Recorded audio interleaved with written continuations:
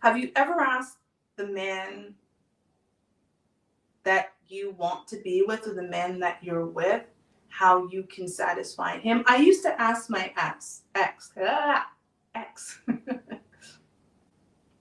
how can I love you better? I remember the first time I said that to him, his face was like, what? I said, I feel like I'm loving you the best way I know how, but am I loving you in the best way that you will receive? Just because I was catering to him, just because I was cooking and cleaning and ironing his clothes and being his support and doing all the things that I'm doing, doesn't mean that he was receiving what I was giving him. And sometimes we exhaust ourselves with some of the stuff we're doing and saying, I'm so tired, I'm giving so much in the relationship and I'm not getting anything back. But are you giving that person what it is that they really desire? Are you loving them in a way that they can receive? So it would be nice if you really sat down with the man you are with and ask him, how can I love you better? And just let that man answer.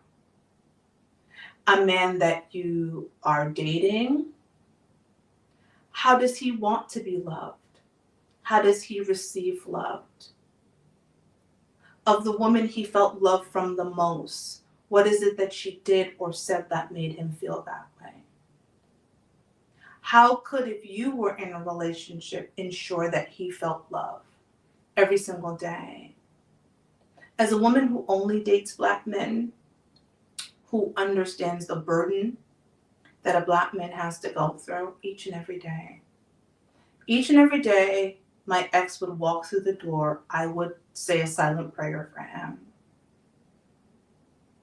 Because there was no guarantee he would come back through those doors. And he had to fight the world. And again, mine was 6'9". He was a big Black man out in this world. And I wasn't going to fight with him inside of our house because I knew he was fighting the world outside of it. We say we want these types of men, but we put up all of these barriers to entry, that they're way up high. Again, my ex was 6'9", and he could not do what some of the barriers y'all have.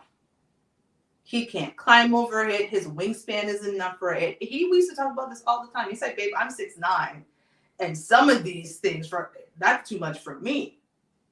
Imagine the average man, because at 6'9", he's above average.